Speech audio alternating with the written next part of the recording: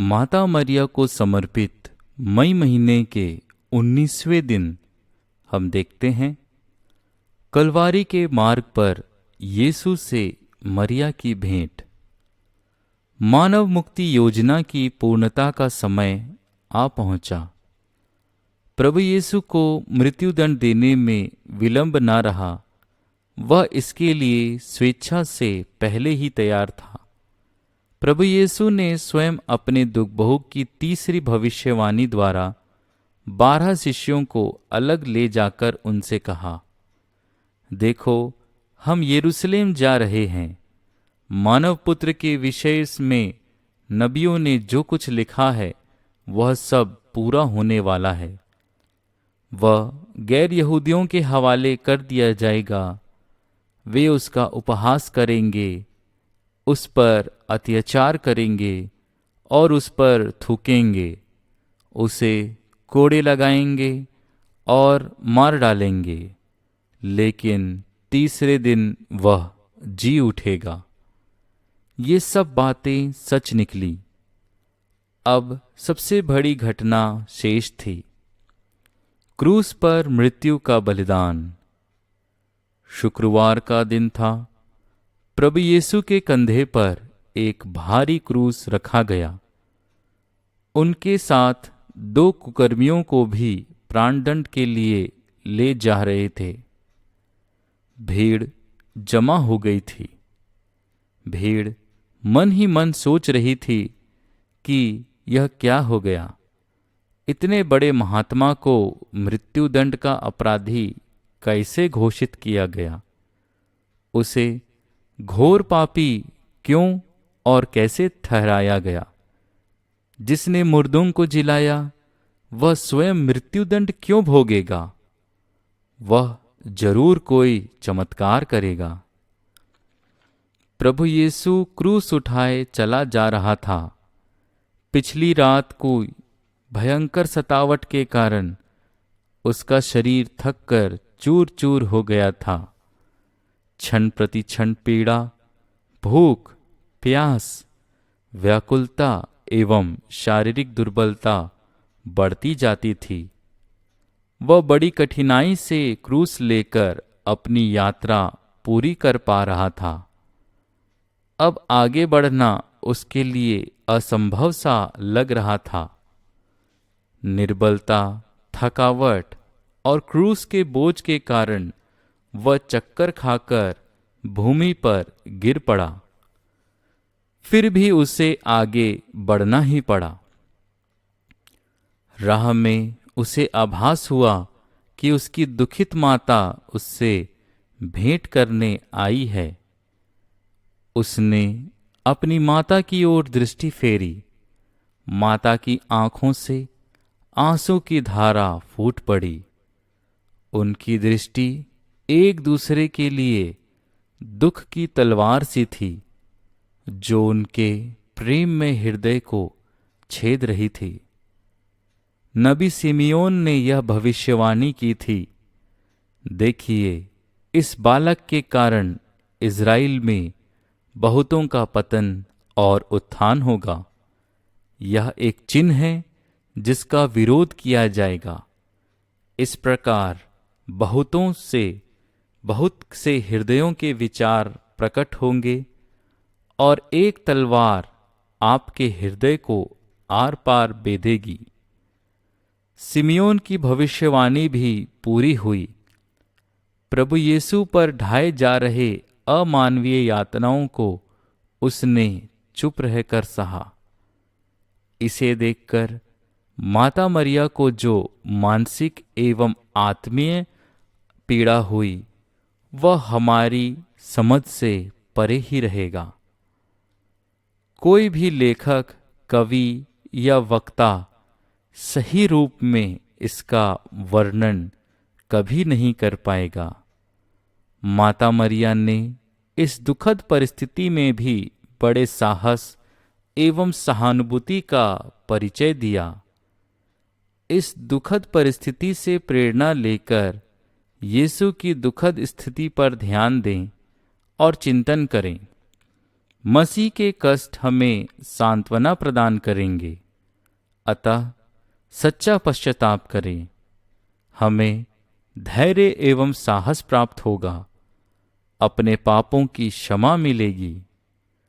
यदि हम प्रभुवर यीशु के साथ दुख उठाएंगे तो हम अवश्य उनकी महिमा में प्रवेश करेंगे।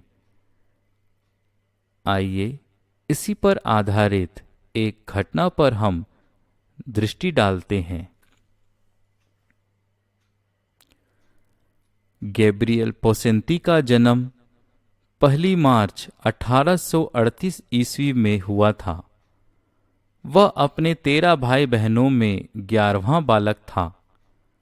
उसका पालन पोषण एक धर्मी तथा संपन्न परिवार में हुआ था। वह सांसारिक भोग विलास में लिप्त रहता था। इसी कारण जब उसने अपनी इच्छा प्रकट की कि वह अपनी शिक्षा पूर्ण करने के पश्चात पेशनिस्ट धर्म समाज में ईश्वर एवं मानव समाज की सेवा हेतु प्रवेश करेगा, तो उसके साथियों तथा गुरुजनों को उनके इस कथन पर विश्वास नहीं हुआ। परंतु जब उसकी शिक्षा समाप्त हुई तो उसका कथन सत्य सिद्ध हुआ। उसने बाल्यावस्था से ही एक अच्छी आदत अपना ली थी। वह प्रतिदिन यीशु और मरिया के दुख कष्टों पर मनन चिंतन किया करता था। यही कारण था कि वह धार्मिक जीवन में भी रुचि लेता था। अपने कथन को पूर्ण करने हेतु उसने पैशनिस्ट समाज में प्रवेश किया ताकि वह ईश्वर एवं मानव की सेवा कर सके। अब वह अपने अतीत की याद करते हुए पश्चाताप करने लगा तथा अपना जीवन प्रभु के प्रेम में व्यतीत करता था। ईश्वर सत्य प्रतिज्ञ है, वह बात का धनी और न्यायी है। वह हमारे पापों की क्षमा करता और सब अधर्मों से हमें मुक्त करता है। गैब्रियल अपनी धर्म शिक्षा समाप्त कर रहा था। वह अचानक क्षय रोग का शिकार हो गया तथा 23 वर्ष की अवस्था में ही स्वर्ग सिधार गया। हम अभ्यास करें। यीशु और मरिया के दुखों पर सदैव मनन चिंतन करें। मसीह के कष्ट हमें दुख और कठिनाइयों के समय धैर्य एवं सांत्वना प्रदान करेंगे। प्रार्थना। हे प्रभु यीशु, तुझ पर ढाए जा रहे अमानवीय यातनाओं को तूने चुप रहकर सहा। इसे देखकर माता मरिया को जो मानसिक एवं आत्मिक पीड़ा हुई वह हमारी समझ से परे ही रहेगा। निसंदेह माता मरिया शहीदों की महारानी है। प्रभु यीशु हमें यह वर दे कि माता मरिया की इस पीड़ा को सही रूप में समझ पाएं। जिस प्रकार माता मरिया ने तेरे शारीरिक, मानसिक एवं आत्मिक पीड़ाओं में तेरा साथ दिया और हिस्सा लिया, ठीक उसी प्रकार हम भी करते रहने की कृपा प्रदान कर। आलस्य, अनिच्छा, मन तथा इंद्रियों की खुशी की चाहत से हमें मुक्त कर।